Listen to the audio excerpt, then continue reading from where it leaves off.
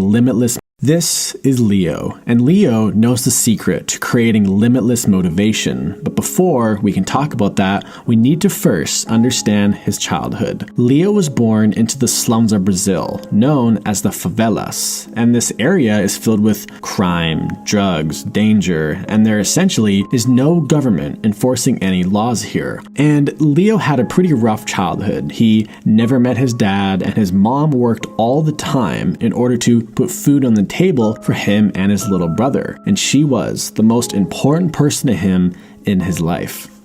But one day, Leo's mom got very sick, and there wasn't a hospital for them to go to, and they couldn't really afford to go to the city and pick up the right medical supplies. Leo and his brother did everything they could to help her, but she didn't make it, and she died. At the young age of 17, Leo had now become the man of the house. He had no money, no expertise, no education, but he had to somehow figure out a way to provide for himself and his 8-year-old brother. And if he couldn't figure this out, him and his brother probably wouldn't be able to live long lives. At first, Leo tried to do legitimate work for people around the city, stuff like cleaning, shopping, that kind of thing. But he quickly realized that this kind of work would not be enough. Plus, a lot of the time, the locals would scam him or they wouldn't be able to pay him enough money. So things quickly went from being bad to worse, and he was slowly running out of options. So one day, Leo was walking around the city and he was starving. He was literally willing to do anything to get some food. And he noticed there was a house with an open back door. He looked inside and saw this big platter of bread, wine, and cheese, and just looking at this made his mouth water. And without thinking, Leo went in there and tried to take some. As he was packing up the food in his bag, he was caught by a group of 3 men, and they threatened to take his life for what he was doing. He begged them to spare his life, and he told them that he had a younger brother, and that he had a future, and that he would do anything just to let him go. And luckily, they did let him go, but there was a cost.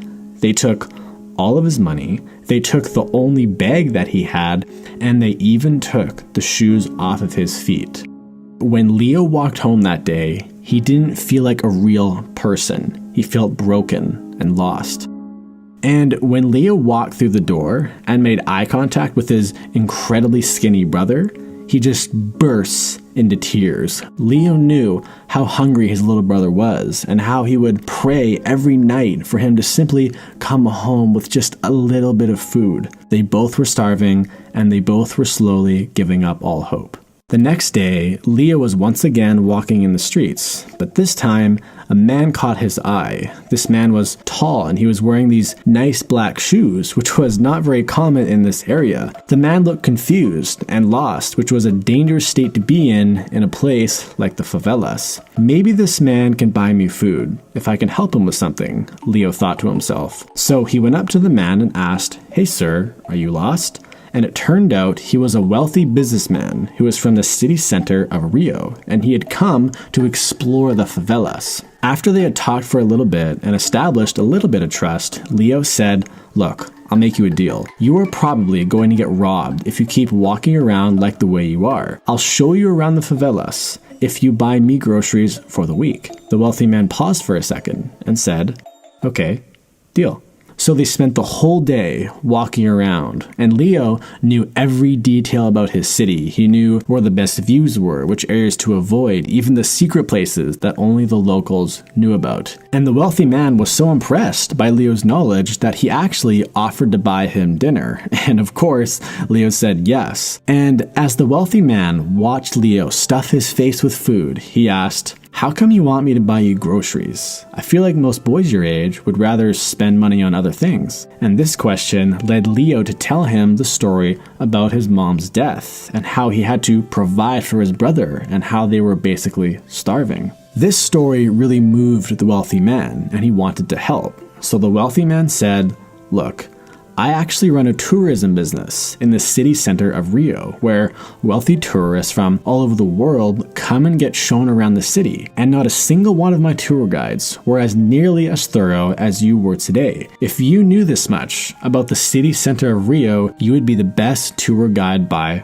far. And without hesitation, Leo said, I'll do it. I'll come work for you right now. Just take me and my brother and I'll start tomorrow.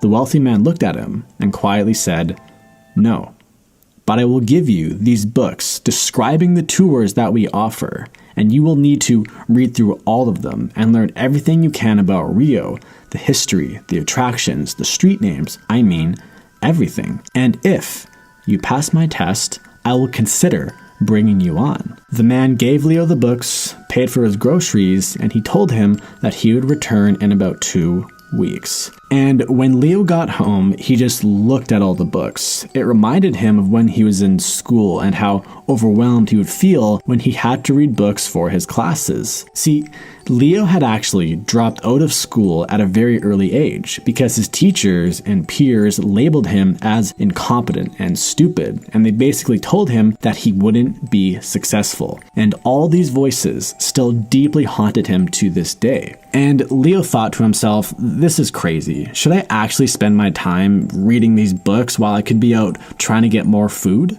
But then he looked over at his incredibly skinny, starving brother, and he realized that he had to try. Leo gave pretty much all the groceries to his brother, so it would last him 2 weeks instead of lasting them both 1 week. So that means Leo barely ate, barely slept, and he spent the next 2 weeks glued to those books. He would spend 20 minutes reading a single page, sounding out every word, looking up the meaning of the words, and he dissected everything in these books, and he would constantly hear those voices of doubt in his head. You're a stupid kid. You're a loser. You aren't good enough. You aren't the type of person who can pull these types of miracles off. Leo felt like he was slowly going insane.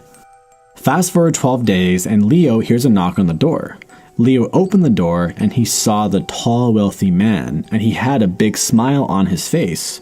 You ready? The man said. Leo replied with, I hope so.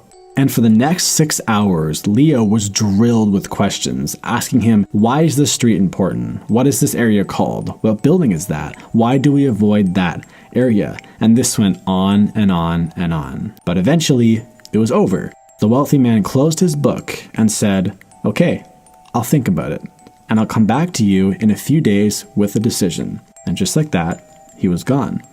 And every hour that went by, Leo wondered about the man. Both him and his brother's entire futures was riding on this. Their survivability was riding on this.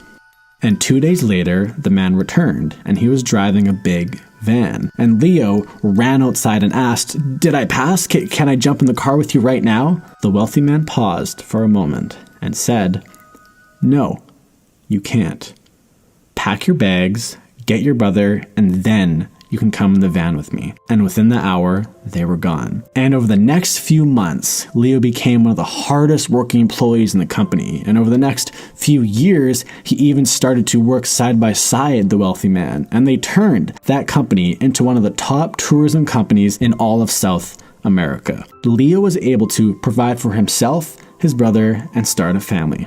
So, what is Leo's secret to motivation, and how can you unlock your motivation? The reason why Leo is so motivated is because he was grateful for every moment that he spent outside of the favelas. He was grateful that he could be in an environment where he could go outside and not fear for his life. And he was grateful that he didn't have to resort to stealing or selling drugs or all sorts of other crazy things in order to put food on the table. He was grateful for every breath that he took, and he will never forget where he came from. This gratitude idea is the key to unlock that limitless motivation, because when you truly understand just how lucky you are to even have access to things like the internet, or having a roof over your head, or even having the option to start a business, you will want to seize every single opportunity that is placed in front of you. When you become grateful, you won't need to watch any more motivational videos. Check out my last video about the real truth about success, and I'll see you there.